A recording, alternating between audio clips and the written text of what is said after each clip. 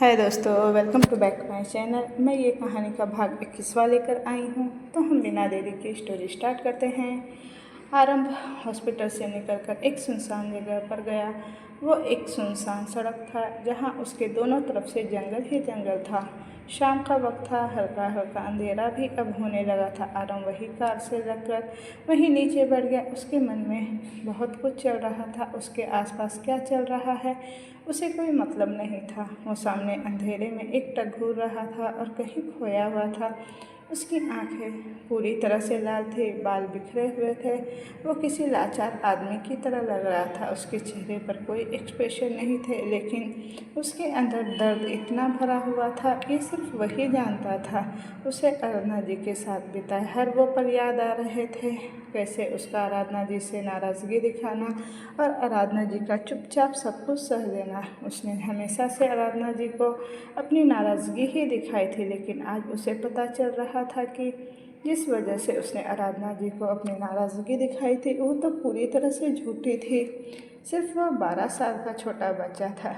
जब उसकी आंखों के सामने उसकी माँ की डेड बॉडी लाई गई थी, वो बिल्कुल टूट चुका था, क्योंकि इस दुनिया में वो सबसे ज़्यादा अपनी माँ से प्यार करता था। वो वेट कर रहा था कि उसकी मम्मा आएगी और फिर उसके साथ उसका बर्थडे सेलिब्रेट करेगी, लेकिन जब उसकी मम्मा आई तो सब कुछ खत्म हो चुका था। उसे उसके पापा की ज़रूरत थी, लेकिन उसके पिता उसके साथ नहीं आए, और जब आए तो आराधना जी को उसकी माँ बनाकर ले आए। नाराज़गी थी उसे इस वक्त की, जो अब वो गिल्ट में बदल चुका था। ये सब आज याद आते हुए उसने अपनी आंखें बंद की और उसकी आंखों के सामने आराधना जी का चेहरा घूम गया, जो मुस्कुराते हुए सिर्फ उसे ही देख रही थी। आरंभ ने अचानक से अपनी आंखें खोली और धीरे से बोला, छोटी माँ। ये बोलते हुए वो कहीं खो सा गया। फ्लैशबैक। हा हा हा हा हा, मम्मा आप हमें पकड़ नहीं सकती। हाँ हाँ, 4 साल का आरंभ पूरे घर में इधर से उधर भागते हुए हर किसी को तंग कर रहा था। जो हाथ में दूध का गिलास पकड़े आरंभ के पीछे पीछे भाग रही थी। डार्क येलो कलर की बनारसी साड़ी में स्वर्णा बेहद खूबसूरत लग रही थी।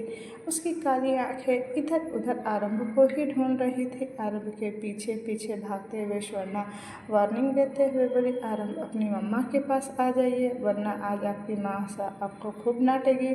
जल्दी से बाहर आइए और दूध का गिलास फिनिश कीजिए। आरंभ एक बार पिलर के पीछे छिप गया और हंसते हुए बोला, हा हा हा हा, आप हमें नहीं डांट सकती मासा, क्योंकि हम आपके बेटे हैं और आप हमसे बहुत प्यार करती हैं। अपनी आंखें छोटी करते हुए स्वर्णा बोली, प्यार एक तरफ और डांट एक तरफ बच्चा, अब जल्दी से अपनी मासा के पास आइए। ये बोलते हुए स्वर्णा ने तिरछी नज़रों से पिलर के पीछे देखा और खुद उसकी तरफ बढ़ गई। आरंभ जो पिलर के पीछे अपना सर निकालकर स्वर्णा को देखने की कोशिश कर रहा था, तभी किसी ने उसके कान पकड़ लिए। आरंभ ने जल्दी से सामने देखा, जहाँ स्वर्णा उसका कान पकड़े खड़ी थी और उसे अपनी बड़ी बड़ी आंखों से घूर रही थी। आरंभ जल्दी से बोला, आह मासा, दर्द हो रहा है। ये बोलते हुए उसने अपनी मासूम सी शक्ल बना ली। स्वर्णा उसका कान छोड़कर अपने दोनों हाथ अपनी कमर पर रख आरंभ को घूरते हुए बोली, अच्छा अब दर्द हो रहा है। दूध पी लिया होता तो ये दर्द भी नहीं होता ना, लेकिन नहीं, आपको तो अपनी मासा को परेशान करना है बस। स्वर्णा उसे डांट ही रही थी और आरंभ भी चुपचाप अपना सिर झुकाकर उसकी डांट सुन रहा था। आरंभ को दूध पीना बिल्कुल भी पसंद नहीं था, इसलिए स्वर्णा हमेशा ही उसे इस बात के लिए डांटती थी। स्वर्णा अभी भी बोल रही थी कि आरंभ तेज आवाज़ में बोला, छोटी माँ। ये बोलते हुए आरंभ आराधना जी की तरफ भागा, जो दरवाजे से बाहर अंदर की ओर आ रही थी। आराधना जी जल्दी से अपने घुटनों के बल बैठ गए। आरंभ भागता हुआ आया और एकदम से उसके सीने से लग गया। आराधना जी मुस्कुराते हुए बोली, क्या हुआ पार्टनर? लेट मी गेस, मम्मा ने फिर से डांट मारी ना? आरंभ ने जल्दी से अपना सर हाँ में हिला दिया। मासा, वो हमें गंदा वाला दूध पिला रही थी और हमें वो बिल्कुल भी नहीं पसंद। वो कितना गंदा लगता है। बोलते हुए उसने अजीब सा मुँह बना लिया। आराधना जी आरंभ के दोनों गाल को पकड़ खींचते हुए बोली, अरे मेरा मासूम सा बच्चा, कितना जुर्म करती है आपकी मासा आप पर। लेकिन कोई बात नहीं, अब आपकी छोटी माँ आ गई है ना, अब वह आपको प्रोटेक्ट करेगी। स्वर्णा दोनों के पास आकर बोली, कोई मासूम बच्चा नहीं है, दिन भर बस शैतानियाँ ही करता है। और आप भी सब कुछ कम नहीं है। जब दोनों साथ होते हैं तो बिल्कुल बच्चे बन जाते हैं, और फिर किसी क्राइम पार्टनर की तरह दोनों सिर्फ शैतानियाँ ही करते हो। आराधना जी और आरंभ एक साथ बोले, ओफो मासा, क्राइम पार्टनर की तरह नहीं, हम क्राइम पार्टनर ही हैं, बोलकर वो दोनों ने एक दूसरे को ताली दी और फिर खिलखिलाकर हंस दी। स्वर्णा दोनों को घूरते हुए बोली, कभी कभी हमें समझ नहीं आता कि आपने आरंभ को बिगाड़ा है या फिर आरंभ ने आपको बिगाड़ा है। एक्चुअली में आप दोनों ही बिगड़े हुए हो, बोलकर स्वर्णा वहाँ से चली गई। स्वर्णा को गुस्से में देखकर दोनों जल्दी से उसकी तरफ बढ़ गए। अब नाराज़ किया तो मना भी तो दोनों को ही पड़ेगा ना। फ्लैशबैक इन आरंभ धीरे से बोला, क्या आप कभी अपने क्राइम पार्टनर को माफ़ कर पाएंगी छोटी माँ? एक अपराध में बोलते हुए उसकी आवाज़ जो शर्म ही कभी कम नहीं होने वाला था। उसने अपने दिल में कितना ही दर्द हो रहा था, शायद ये कोई अंदाज़ा नहीं लगा सकता था। बोलते हुए उसकी आवाज़ में एक गिल्ट था जो शायद ही कभी कम होने वाला था। उसे अपने दिल में कितना दर्द हो रहा था, शायद ही कोई इसका अंदाज़ा लगा सकता था। वो इसी तरह न जाने कितनी ही देर तक वहीं बैठा रहा और पूरी बातों को सोचता रहा। आधी रात कब बीत गई उसे इस बात की खबर तक नहीं हुई। न जाने रात के किस पहर आरंभ का फ़ोन बजा। आरंभ ने जल्दी से अपना फ़ोन चेक किया तो मल्हार उसे कॉल कर रहा था। आरंभ ने कॉल रिसीव किया और वहाँ से जल्दी से हॉस्पिटल के लिए निकल गया। आरंभ सीधे हॉस्पिटल पहुंचा। वो उस कॉरिडोर में पहुंचा जहां पर केसर थी। मिस्टर सिसोदिया उसे देखकर बोले, थैंक गॉड आप वापस आ गए। आरंभ कुछ पल रुककर बोला, व्हाट हैपेंड? ये बोलते हुए आरंभ की नज़र दरवाजे तक चली गई जिस कमरे के अंदर केसर थी। तभी पीछे से नर्स आई। हुक्म साहब आप एक बार मेरे साथ अंदर आइए। आरंभ ने एक नज़र उस नर्स को देखा और वो सीधे वार्ड की तरफ बढ़ गया। वो कुछ पल रुका और दरवाज़ा खोलकर अंदर चला गया। अंदर आते ही उसकी नज़र केसर की तरफ चली गई जिसकी आंखें बंद थी और डॉक्टर उसकी ड्रिप चेंज कर रही थी। आरंभ गहरी सांस लेकर बोला, क्या हुआ डॉक्टर? आपने इतना बोलते बोलते ही वो रुक गया क्योंकि केसर ने हल्के से अपनी आंखें खोली और वो चुपचाप बस उसे देखने लगी थी। आरंभ के दिल की धड़कनें अब शोर करने लगी। वो जल्दी से केसर के पास आया और उसने दूसरा हाथ अपने हाथों में ले लिया। केसर बस चुपचाप एकटक उसे देखे जा रही थी जिसकी शर्ट पर अब भी खून लगा हुआ था। उसके बाल बिखरे हुए थे और आंखें लाल हो रखी थी। केसर अपनी धीमी आवाज़ में बोली, हुक्म शाह। केसर के मुंह से हुक्म शाह सुनते ही आरंभ की जान में जान आई। वो केसर का हाथ कसकर पकड़कर हुक्म रानी शाह बोलकर उसके गाल पर हाथ रख दिया। दर्द हो रहा है कहीं आपको? केसर धीरे से बोली, नहीं बस आप कहीं मत जाओ। बोलते हुए अब उसकी आंखों से लगातार आंसू बहने लगे थे। आरंभ ने उसके आंसुओं को साफ किया और धीरे से बोला, कहीं नहीं जा रहे हैं हम, ओके? अब तक डॉक्टर संध्या भी उनके पास आ चुकी थी। वो उन दोनों को देखकर बोली, हुक्म शाह, हुक्म रानी साहब अब बिल्कुल ठीक है और बच्चे की कंडीशन भी पहले से बेहतर है। कल तक हुक्म रानी साहब को डिस्चार्ज भी मिल जाएगा। आरंभ ने डॉक्टर संध्या को देखा पर वो कुछ बोला नहीं। इधर डॉक्टर संध्या ने केसर की ड्रिप चेंज करने लगी। वहीं केसर अभी भी आरंभ को ही देख रही थी। आरंभ की हालत का अंदाज़ा था। उसे पता था कि उसे इस हालत में देखकर आरंभ की क्या हालत हुई होगी। उसे बस अभी आधा घंटा पहले ही होश आया था। कुछ पल बाद डॉक्टर संध्या आरंभ से बोली, हुक्म साहब प्लीज़ कम विथ मी, मुझे आपसे कुछ बात करनी है। इतना बोलकर वो वहाँ से चली गई। उनके जाने के बाद पूरे वार्ड में बिल्कुल शांति सी छा गई। आरंभ बिना कुछ बोले अपनी जगह से उठा और वहाँ से डॉक्टर की केबिन में चला गया। उसने पीछे पलट कर देखा जहाँ केशव ने उसकी शर्ट के एक कोने को अपनी मुट्ठी में भर रखा था और अपनी बड़ी बड़ी आंखों से उसे देख रही थी। केशव धीरे से बोली, आप रो रहे थे? आपकी आंखें लाल हैं, मतलब आप पक्का रो रहे थे? आरंभ अपनी नज़र दूसरी तरफ करके बोला, नहीं। केसर गहरी सांस लेकर बोली, हमें पता नहीं था कि आप झूठ भी बोलते हैं। ये सुनते ही आरम ने एकदम से केसर की तरफ देखा। केसर अपनी बड़ी आंखों से उसे देखते हुए धीरे से बोली, क्या हालत बना रखी है आपने हुक्म शाह। आरम कुछ पर रुक कर बोला, कुछ नहीं, बस ऐसे ही। केसर धीरे से बोली, हमारे पास तो आइए। ये बोलते हुए उसने आरंभ को झुकने का इशारा किया। आरंभ केसर के चेहरे के करीब जाकर रुक गया। केसर हल्के से हाथ उठाकर आरंभ के बाल को सही करना शुरू कर दिया। आरंभ बस चुपचाप उसे देख रहा था। केसर आरंभ के गाल पर हाथ रखकर बोली, आप ऐसे अच्छे नहीं लगते। यू आर आरंभ प्रताप सिंह, ओके। आरंभ कुछ पल रुक कर बोला, आप आराम कीजिए, हम एक बार डॉक्टर से मिलकर आते हैं। वो बोलकर वो रुका और उसने झुककर केसर के माथे पर किस कर लिया। केसर की आंखें सुकून से बंद हो गई। आरंभ उससे अलग हुआ और कुछ पल केसर के चेहरे को देखने के बाद वो वहाँ से निकल गया। डॉक्टर आरंभ की तरफ एक फाइल बढ़ाकर बोली, हुक्म शाह, ये हुक्मरानी शाह की रिपोर्ट है। वो भी वीक है, लेकिन बहुत आराम की ज़रूरत है। बेबी की कंडीशन अनस्टेबल हो गई थी, जो अब ठीक है, लेकिन फिर भी एक्स्ट्रा केयरफुल रहने की ज़रूरत है, वरना डिलीवरी में दिक्कत हो सकती है। आरंभ ने अपना सर हाँ में हिलाया और केबिन से निकल गया। वो बाहर आया और वो तुरंत कैंटीन की तरफ बढ़ गया। कैंटीन में पहुंचते ही वो सीधे एक कॉर्नर में गया जहां पर एक छोटी सी बालकनी बनी हुई थी और वो वहीं जाकर बैठ गया। दूसरी तरफ केसर के वार्ड का दरवाज़ा खुला तो मिस्टर सिसोदिया अपने धीमी कदमों से अंदर आए।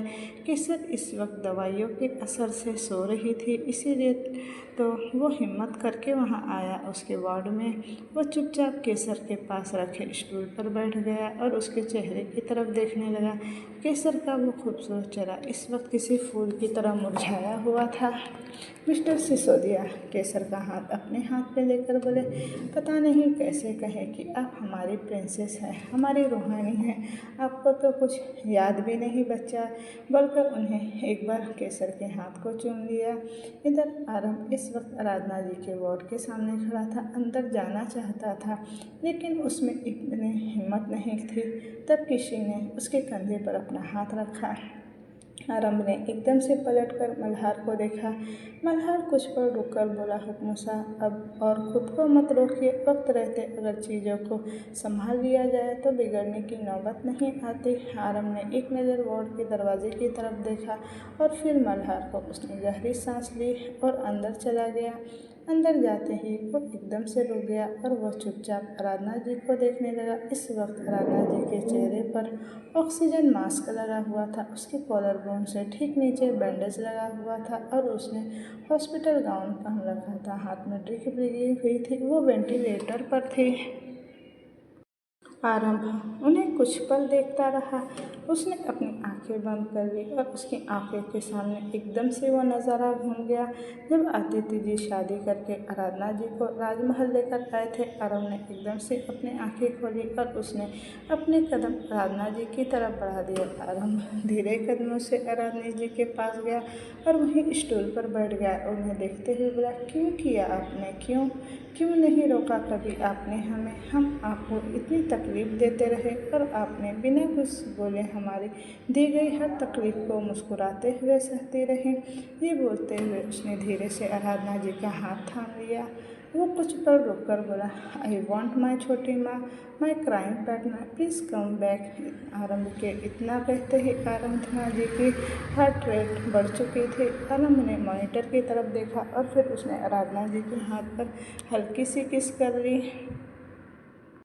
वहीं वार्ड के बाहर आदित्य जी खड़े थे। उनकी आंखें हल्की नम थी। उन्होंने अपने आंसू साफ किए और आरंभ को देखते हुए बोले, आपका फैसला बिल्कुल सही था स्वर्णा। इस पूरी दुनिया में अगर आपके बच्चे को कोई माँ जैसा प्यार दे सकता था तो वो बस आराधना है। दूसरा दिन आराधना जी ने धीरे धीरे अपनी आंखें खोली। कुछ पल अपनी धुंधली निगाहों से वो चारों तरफ देख रही थी। वो देखने के बाद उसका विज़न साफ होने लगा। आराधना जी धीरे से बोली, हम यहाँ आराधना जी ने एक बार अपने सीने पर लगे बैंडेज को देखा और फिर उसने अपने हाथ की तरफ देखा जिससे ड्रिप लगी हुई थी। उस लगातार ड्रिप चल रही थी। उन्हें तो इतना समझ आ गया था कि वो हॉस्पिटल में हैं। उन्होंने अपनी आंखें बंद कर ली और उन्हें याद आया कि आखिरी बार हुआ क्या था। उनकी आंखों के सामने आरम का चेहरा आ गया। बेहोश होने से पहले जब उनको आरम ने खुद आंखों में खुद के लिए डर देखा था। आराधना जी एकदम से अपनी आंखें खोलकर बोली, आरम वो क्या, वो ठीक तो है ना? बोलते हुए उसकी आंखें नम हो चुकी थी। तभी एक आवाज़ आई, गोली आपको लगी है और फिक्र आप हमारी कर रही हैं। आराधना जी की नज़रें सीधे बालकनी की डोर पर चली गई जहाँ पर आरम खड़ा था। उसके कान पर ब्लूटूथ लगा हुआ था। उसने अभी भी वो वाइट शर्ट पहना हुआ था जिस पर खून के धब्बे थे, बाल बिखरे हुए थे और आंखें अभी भी लाल थी। आराधना जी धीरे से बोली, आप ठीक तो है ना? आरम आराधना जी की तरफ अपने कदम बढ़ाकर बोला, क्यों किया आपने ऐसा? क्या ज़रूरत थी आपको? आप क्या साबित करना चाहती थी? ये बोलते हुए वो अब तक बेड के पास पहुंच चुका था। आराधना जी धीरे से बोली, एक माँ अपने बच्चे को बचाने से पहले क्या सोचेगी? आरम उनकी आंखों में देखते हुए बोला, अगर आपको कुछ हो जाता तो? ये बोलते ही उसने आराधना जी के गाल पर हाथ रखा और उनका आंसू साफ किया। आराधना जी को तो पता भी नहीं चला कि कैसे उनकी आंखों से ये आंसू बह निकले। आराधना जी धीरे से बोली, अगर हमें कुछ हो जाता तो क्या ही आपको फर्क पड़ता? ये सुनते ही आरम ने एक गहरी सांस ली मगर वो कुछ बोला नहीं। अब आराधना जी का सवाल जवाब देने लगा। वो अब धीरे धीरे रोने लगी थी और उनसे अब ये हैंडल नहीं हो रहा था। उन्हें तो बस उनका बेटा चाहिए था, उनका आराम चाहिए था। वो आराम जो बचपन में उससे सबसे ज़्यादा करीब था। आराम आराधना जी का चेहरा अपने हाथों में थाम कर बोला, प्लीज़ स्टॉप क्राइंग छोटी माँ। ये सुनते ही आराधना जी जो अब तक रो रही थी वो एकदम से फ्रीज हो गई। उसने अचानक से सर उठाकर आरंभ की तरफ देखा। वो धीरे से बोली, क्या क्या कहा आपने अभी? आरंभ प्लीज़ एक बार और कहिए ना। आरंभ आराधना जी के चेहरे की तरफ तक देखकर बोला, छोटी माँ। इस बार उसकी आवाज़ में दर्द, उसका दर्द साफ झलक रहा था। I am sorry, I am really sorry छोटी माँ। आरंभ के इतना कहते ही आराधना जी आरंभ के सीने से लग गई और वो फूट फूट कर जोरों जोरों से रोने लगी। आरंभ ने अपनी आंखें बंद कर ली और उसकी आंखों के सामने उसकी माँ का मुस्कुराता हुआ चेहरा आ गया। आराधना जी रोते हुए बोली, हम परेशान हो गए थे आपके मुँह से ये सब सुनने के लिए। आई एम सॉरी बच्चा, हमारी वजह से आपका बचपन खराब हो गया, हमारी वजह से स्वर्णा आपसे दूर हो गई। I am sorry, I am sorry. आरंभ आराधना जी से अलग हुआ और अपना सर उनके सर से जोड़ते हुए बोला, you know I never wanted your sorry. हमें आपकी सॉरी नहीं चाहिए थे, हम बस नाराज़ थे आपसे। अगर उस वक्त हमारी नाराज़गी दूर कर दी होती तो आज हमारे में इतना फासला नहीं होता। आराधना धीरे से बोली, आप हमसे नाराज़ नहीं है ना? और आप हमसे नफ़रत नहीं करते ना? आरंभ मुस्करा कर बोला, हम आपसे नफ़रत नहीं करते, जानती हैं आप, हम बस नाराज़ थे और हमें थोड़ा वक्त चाहिए था। आईना थोड़ा ज़्यादा ही वक्त ले लिया हमने। उसकी बात सुनना चाहते हुए आराधना जी भी हल्का सा मुस्कुरा दी। वो कुछ को रुक कर बोली, आप हमसे दूर तो नहीं जाओगे ना? आरंभ आराधना जी की आंखों में देखते हुए बोला, नेवर। ये सुनते ही आराधना जी के चेहरे पर बड़ी सी मुस्कुराहट आ गई और उनका कंधा आरंभ के सर पर रख लिया और अपनी आंखें बंद कर ली। आरंभ ने हल्के से उनके बालों पर किस कर लिया और उनके बालों में अपनी उंगलियां चलाने लगा। आरंभ की इस हरकत पर आराधना जी हल्का सा मुस्कुरा दी। 4 महीने बाद राजमहल केसर इस वक्त ड्रेसिंग टेबल के सामने खड़ी थी और वो रेडी हो रही थी। आज उसका बेबी शावर होने वाला था जिसकी तैयारी आज हॉल में हो रही थी। उसने वाइट कलर का ऑफ शोल्डर गाउन पहन रखा था और उसके साथ ही एक टियारा लगा रखा था जिसमें वो बहुत क्यूट लग रही थी। वो सच में किसी प्रिंसेस की तरह ही लग रही थी। उसका बेबी बम्प साफ नज़र आ रहा था। केसर का 8वां महीना चल रहा था, जो लगभग खत्म होने वाला ही था। बस एक सप्ताह बाकी था 9वां महीना शुरू होने में। केसर अपने बेबी बम्प को छलाते हुए गहरी सांस लेकर बोली, बस कुछ दिन का इंतजार और फिर आप हमारे पास होंगे। I am very excited. ये बोलते हुए उसने अपने बेबी बम्प को सहला रही थी। वहीं अचानक से बेबी ने किक करना स्टार्ट कर दिया। ये फील करते ही केसर के फेस पर बड़ी सी स्माइल आ गई। वो अपने बेबी बम्प को मिरर में देखते हुए बोली, I am waiting for you. जल्दी से मम्मा के पास आ जाना, ओके। वो मुस्कुराते हुए अपने बेबी बम्प को देख रही थी कि तभी उसके पीछे से आवाज़ आई, हुक्मरानी सा, आपको पता है ना, ज़्यादा देर खड़े रहने से आपकी पूरी बैक में पेन होने लगता है और पैरों में भी। ये सुनते ही केसर ने मुड़कर आरम को देखा, जो इस वक्त गेट के पास खड़ा था और उसे ही देख रहा था। केसर ने बिना कुछ बोले आरम को ऊपर से नीचे तक देखा। इस वक्त आरम ने भी वाइट कलर का कस्टम मेड सूट पहना हुआ था, जिसके अंदर उसने वाइट कलर का शर्ट पहना था। आरम उसकी तरफ बढ़ते हुए धीरे से बोला, हुक्मरानी सर, अगर आपका हमें इस कदर देखना हो चुका हो तो अब हमारे सवाल का जवाब भी दे दीजिए। आरम केसर को देखकर मुस्कुरा कर बोली, हम तो बस रेडी हो रहे थे इसलिए खड़े थे। वैसे आप आज बहुत अलग लग रहे हैं। I mean you are looking really hot. बोलते हुए केसर ने आरम के गले में अपनी बाहें डाल दी। आरम केसर के कमर पर हाथ रखते हुए बोला, हुक्म लगाने से, hi, I am always looking hot और आप इस वक्त हमें बहुत क्यूट लग रही हैं। मैं क्यूट एंड हॉट चबी हुक्मरानी सा। वो धीरे से बोली, चब्बी मतलब? मैं आपको पता है ना। ये सुनकर हमें फील होता है कि हम मोटी हो गए। आरम उसके गाल पर किस कर बोला, आप मोटी नहीं हैं, you are just chubby, okay. और वैसे भी ये कुछ टाइम की बात है, उसके बाद आप फिर से वैसे ही हो जाएगी जैसे आप थी।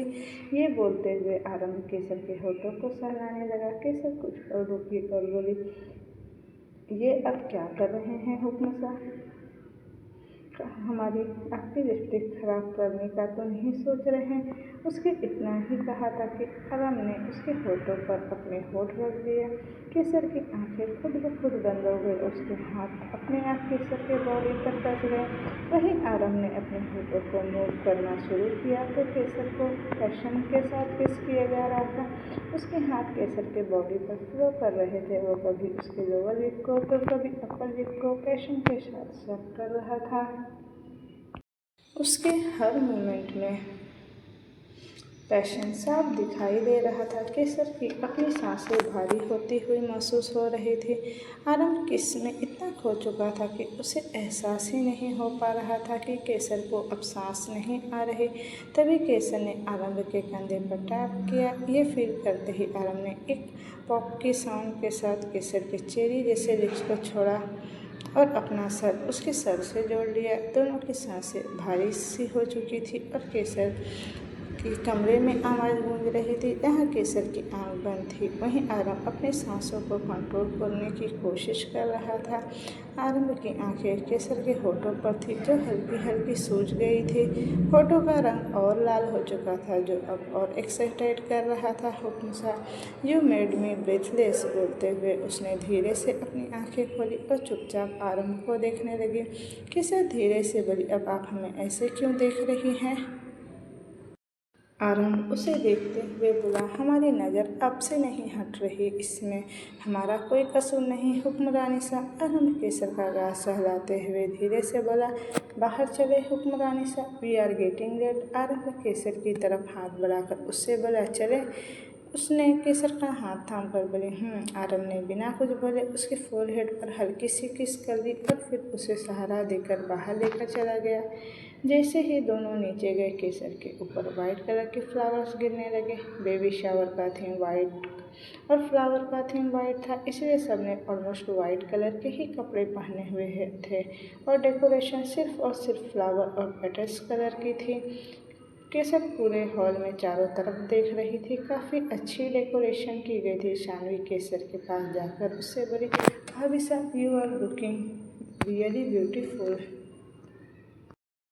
केसर मुस्कुराते हुए बोली, थैंक यू। आरंभ केसर का हाथ पकड़कर उसे सेंटर में लेकर आया और उसने केसर को बैठाने में हेल्प की। वहाँ पर सभी लोग आए हुए थे।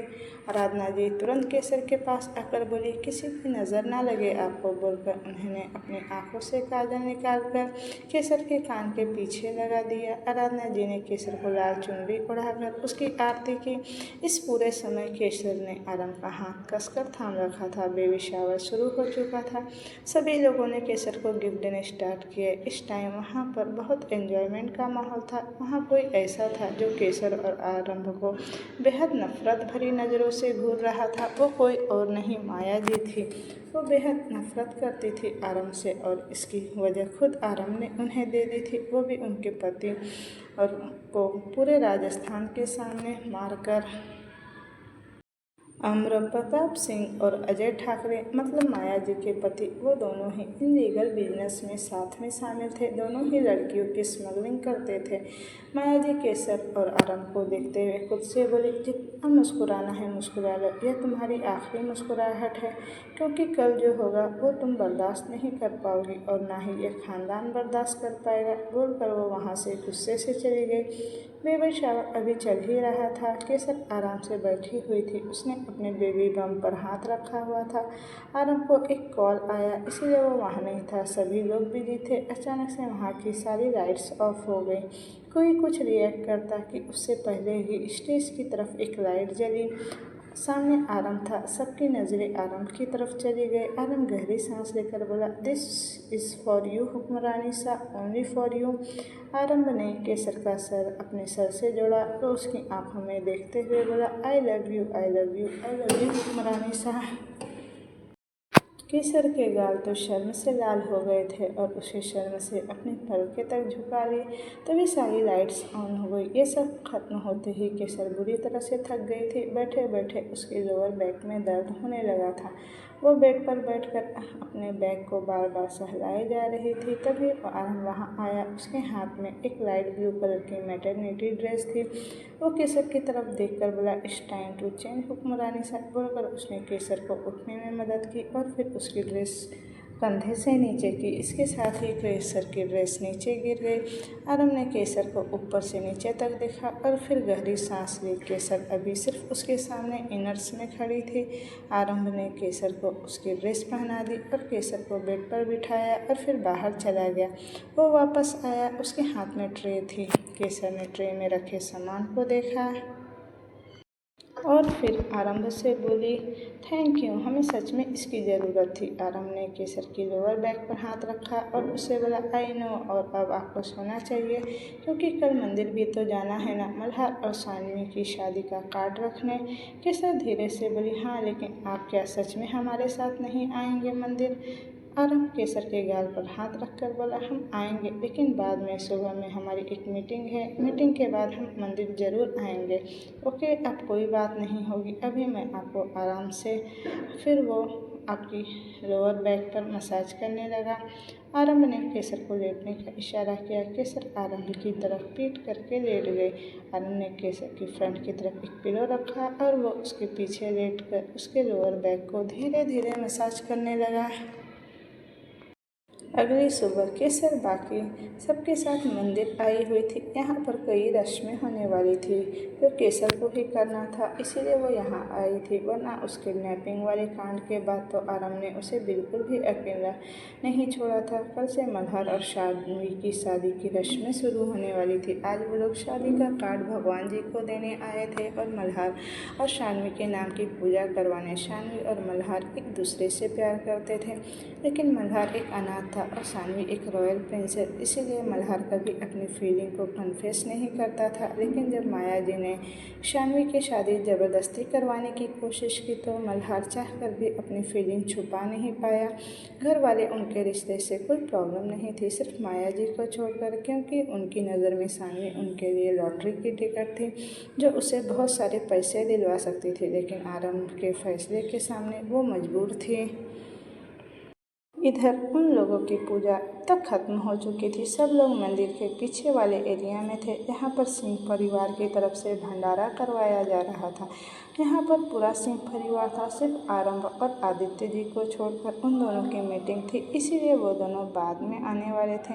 वहीं केसर सानवी के साथ मंदिर की सीढ़ियों पर बैठी थी, क्योंकि उससे ज़्यादा देर तक खड़ा हुआ नहीं जा रहा था। तभी पंडित जी ने उन दोनों के पास आकर बोले, हुक्मरानी साहब, ये माता रानी का चढ़ाया हुआ प्रसाद है, हम इसे आपके हाथ पर बांध देते हैं और ये आपके होने वाले बच्चे को हर बुरी नज़र से बचाएगा। केसर ने बिना कुछ बोले अपना हाथ आगे कर दिया। पंडित जी ने जल्दी से केसर के हाथ पर कलावा बांध दिया। तभी उनकी नज़र एकदम से केसर के हाथों की तरफ चली गई। वो अचानक से बोले, खुशियाँ बहुत है आपकी किस्मत में और आपकी हर खुशी की वजह उस इंसान से जुड़ी है जिससे आप बहुत प्यार करती हैं। केसर धीरे से बोली, मतलब हम कुछ समझे नहीं पंडित जी। केसर पंडित जी का हाथ देखते हुए बोले, संभल कर हुक्मरानी साहब, जिस रास्ते पर आप गई हैं वो रास्ता आसान तो बिल्कुल नहीं है। आपका एक गलत कदम आपकी ज़िंदगी सबसे कीमती चीज़ छीन सकता है। ये सुनते ही पता नहीं क्यों लेकिन केसर का दिल बेचैन हो गया। अचानक से उसका हाथ उसके पेट पर चला गया। सानवी केसर को परेशान देखकर जल्दी से बोली, भाभी साहब, आप खामखा परेशान हो रही हैं, ऐसा कुछ भी नहीं होता है और आज के टाइम पर ये सब कोई नहीं मानता। ओके, अब आप परेशान मत होइए। केसर ने सानवी की तरफ देखा लेकिन वो कुछ बोली नहीं। तभी एक बच्चा वहाँ पर आकर बोला, दी आपको रानी साहब बुला रही है। सानवी केसर से बोली, भाभी साहब आप यहीं रुकिए, हम बस अभी आ रहे हैं। ये बोलकर सानवी वहाँ से मंदिर के पीछे की तरफ चली गई। इधर केसर पंडित जी की बातों के बारे में ही सोच रही थी। उसका दिल बहुत घबरा रहा था। अब उसे बस उसके पास आरंभ चाहिए था। अब उसे आरंभ की बाहों में ही सुकून मिलने वाला था। वो उठी और वहाँ से जाने लगी। तभी उसका फ़ोन बजा। केसर ने जल्दी से अपना फ़ोन चेक किया। उसकी स्क्रीन पर हुक्म सा नाम फ्लैश हो रहा था। केसर ने जल्दी से कॉल पिक किया और दूसरी तरफ से आरंभ बोला, कहाँ हैं आप? केसर जल्दी से बोली, हम तो मंदिर में ही हैं, लेकिन अब हमें अच्छा नहीं लग रहा है, इसीलिए हम आपके पास आ रहे हैं, आपके ऑफिस। आरंभ धीरे से बोला, क्या हुआ? किसी ने कुछ कहा या फिर कहीं दर्द हो रहा है? बताइए ना हुक्मरानी साहब। केसर धीरे से बोली, नहीं कुछ नहीं हुआ, हम बिल्कुल ठीक है हुक्म साहब, बस थोड़ी सी बेचैनी हो रही है, यहाँ कुछ अच्छा नहीं लग रहा है हमें। आप कहाँ हैं? प्लीज़ हमारे पास आ जाइए ना। I need you, I am coming. रास्ते में हैं हम, अगले 5 मिनट में हम आपके सामने होंगे। ओके। अब तक केसर की आंखें नम हो चुकी थी, उससे एक अलग ही बेचैनी हो रही थी। वो धीरे से बोली, प्लीज़ जल्दी से आ जाइए ना, हम आपका इंतज़ार कर रहे हैं हुक्म साहब। इधर सानवी आराधना जी के पास आकर बोली, मम्मी साहब आपने हमें बुलाया? आराधना जी कुछ पल रुक कर बोली, नहीं बेटा, हमने तो आपको नहीं बुलाया। सानवी कन्फ्यूज होकर बोली, लेकिन उस बच्चे ने तो बोला आपने हमें बुलाया। तभी मल्हार को अचानक से एक बात हिट कर गई। वो जल्दी से बोला, सानवी, हुक्मरानी साहब। सानवी कुछ कहती उससे पहले ही केसर की चिल्लाने की आवाज़ उस जगह पर गूंज गई। इधर आरंभ ने एकदम से अपनी कार रोकी। वो मंदिर पर पहुंच चुका था। उसने एकदम से ब्रेक लगाया क्योंकि सामने से बहुत जोरों की आवाज़ आई थी।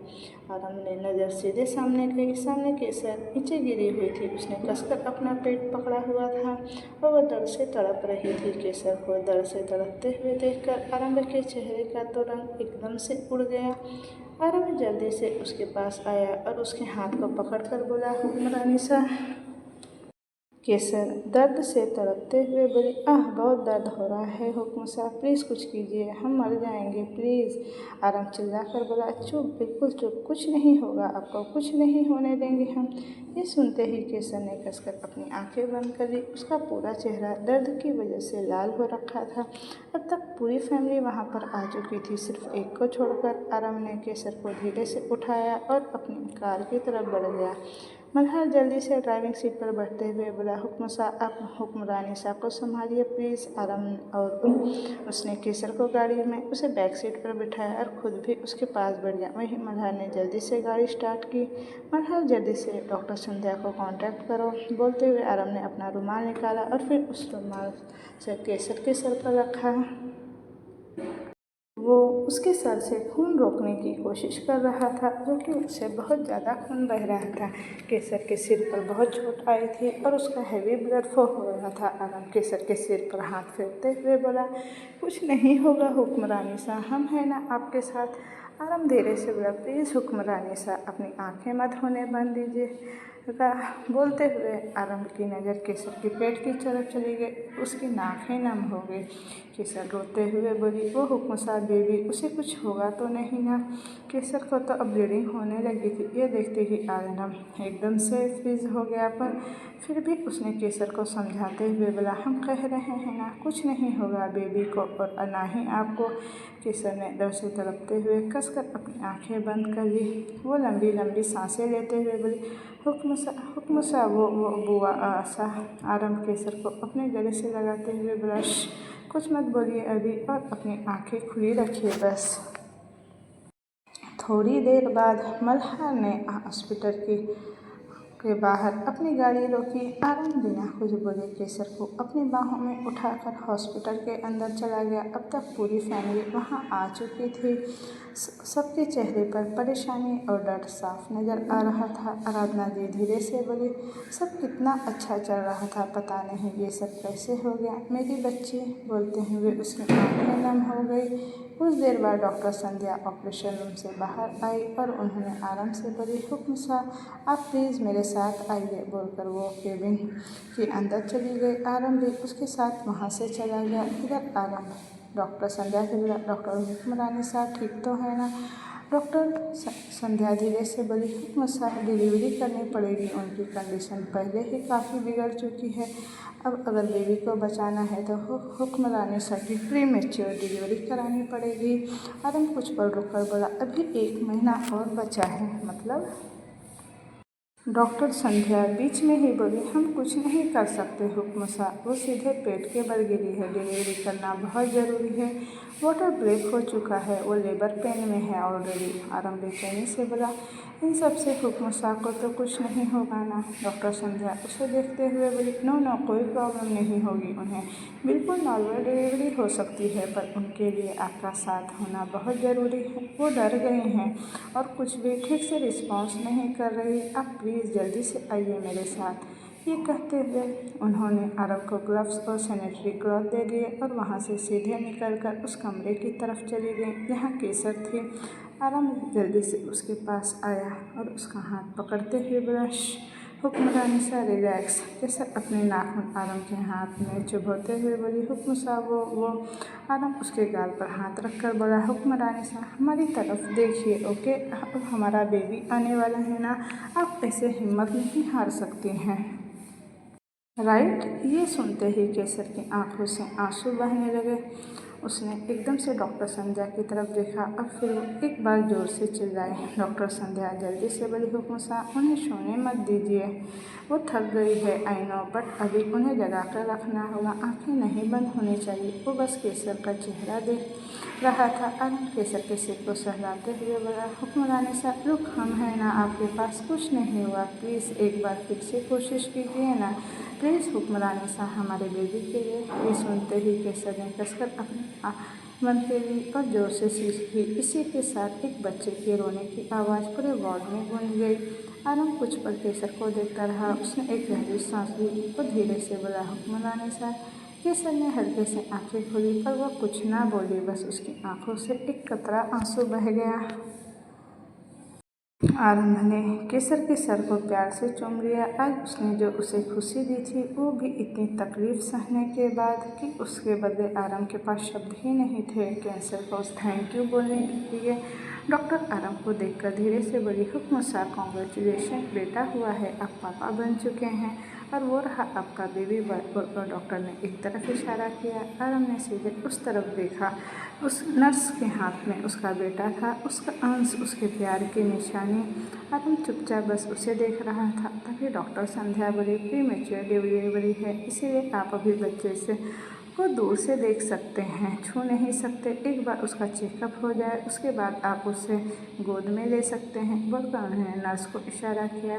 वो नर्स तुरंत वहाँ से बच्चे को लेकर चली गई। उसके बाहर आते ही आदित्य जी उसके गले लगकर बोले, कॉन्ग्रेचुलेशन बेटे, अब बाप बन गए हो अब आप। आरम धीरे से बोला, आई नो डैड। आराधना जी उसके पास आकर बोली, क्या हुआ आरम, आप ठीक नहीं लग रहे हैं, कोई बात हुई है क्या? आरम अपनी आंखें छोटी कर बोला, डॉक्टर ने कहा वो पेट के बल गिरी थी, लेकिन वो गिरी कैसे? छोटी माँ, आप सब कहाँ थे? वो इतनी लापरवाह नहीं है कि खुद को संभाल नहीं पाए। वो बात कर ही रही थी हमसे, हम सब कुछ ठीक है। अगले 5 मिनट के अंदर ऐसा क्या हो गया कि उनकी ये हालत हो गई? सानवी आगे आकर बोली, आई नो भाभी के साथ क्या हुआ है? ये सुनते ही सबकी नज़र सानवी की तरफ चली गई, जिसकी आंखें आंसुओं से भरी हुई थी। सानवी गहरी से लेकर बोली, भाभी साहब, मासा यहाँ नहीं है, वो वहाँ भी नहीं थी। जब भाभी साहब गिरी थी हमने राजमहल में कॉल करके पूछा, वो वहाँ भी नहीं है। बोलते हुए वो सिसकने लगी। केसर की आंखें अब धीरे धीरे खुलने लगी, उसकी आंखों के सामने धुंधलापन था, इसलिए उसने अपनी आंखें एक बार बंद की और थोड़ी देर बाद फिर उसने अपनी आंखें खोली और कुछ पल सीलिंग की तरफ देखने के बाद उसने अपनी नज़रें घुमाई। तभी उसकी नज़र आरम की तरफ चली गई, जो खिड़की के पास खड़ा था। केसर धीरे से बोली, हुक्मशाह। केसर की आवाज़ सुनते ही आरम केसर के पास आया। उसने पलट कर केसर की तरफ देखा, जो उठने की कोशिश कर रही थी। आरम जल्दी से उसके पास आकर बोला, ये क्या कर रही हैं आप, संभल कर, वरना दर्द होगा आपको। केसर अपने भरे गले से बोली, हुक्मशाह, हमारा बेबी। आरंभ केसर के चेहरे को अपने हाथों में भरकर बोला, हमारा बेबी हमारे पास है और बिल्कुल ठीक है, आप जो चाहती थी वही हुआ है। We have baby boy. ये सुनते ही केसर के फेस पर स्माइल आ गई। उसे बस एक बार अपने बेबी को देखना था। वो अभी और कुछ बोलती थी, तभी वार्ड का दरवाज़ा खुला और नर्स बेबी को लेकर अंदर आ गई। बेबी को देखते ही केसर की दिल की धड़कन बढ़ गई और वो धीरे से बोली, माय बेबी, मम्मा ने आपको बहुत वेट किया है एंड लुक, आप मम्मा के पास आ ही गए। अचानक से बेबी ने अपनी आंखें खोली और केसर को अपनी नीली आंखों से देखने लगा। वो अपना हाथ उठाकर केसर के चेहरे को टच करने लगा। केसर ने मुस्कुराते हुए बेबी के हाथों को किस किया। आरम धीरे से बोला, इसकी आंखें बिल्कुल आप पड़ गई हैं हुक्मरानी साहब। ये सुनते ही केसर के चेहरे पर बड़ी सी मुस्कुराहट आ गई। केसर के चेहरे पर मुस्कान देखकर आरम को ऐसा लग रहा हो मानो उसकी सांसें वापस आ गई हो। आरम बेबी को केसर के हाथ से लेकर बोला, बस बहुत हुआ, अब अभी आपको भी आराम की ज़रूरत है और बेबी को सोने की। बोलकर उसने बेबी को क्रीब में रख दिया, जो कि वहीं साइड में था। बेबी इस वक्त जाग रहा था और इधर उधर टुकुर टुकुर देख रहा था। तभी वार्ड का दरवाज़ा खुला और डॉक्टर अंदर आई। वो केसर को देखकर मुस्कुराते हुए बोली, हुक्मरानी साहब, अब आपको कैसा लग रहा है? डॉक्टर संध्या को देखकर केसर बोली, I am okay doctor. Well, मुझे एक बार हुक्मरानी साहब को चेक करना है, तो क्या आप थोड़ी देर के लिए बाहर जा सकते हैं हुक्म साहब? आरम ने अपना सर हाँ में हिलाया और वार्ड से बाहर चला गया। आरम मल्हार को देखकर बोला, व्हाट हैपेंड? धीरज महाजन की कोई अपडेट? मल्हार कुछ पल रुककर बोला, वो इस वक्त जोधपुर में ही है और बहुत शांत है। अपने जब उस फैक्ट्री को बर्बाद किया तब से वो बहुत शांत है। आरम कुछ पल रुककर बोला, व्हाट अबाउट मधु प्रताप सिंह? मल्हार धीरे से बोला, उसका तो कुछ पता ही नहीं चल रहा। आरम कुछ पल रुककर बोला, पता नहीं चल रहा तो पता लगाइए मल्हार, सी इज़ वेरी डेंजरस। तभी मल्हार धीरे से बोला, पर हुक्म साहब, अगर गलती से भी हुक्मरानी साहब को पता चला कि आपने बुआ सो को जान से मारने की कोशिश की है या जान से मार दिया तो फिर वो।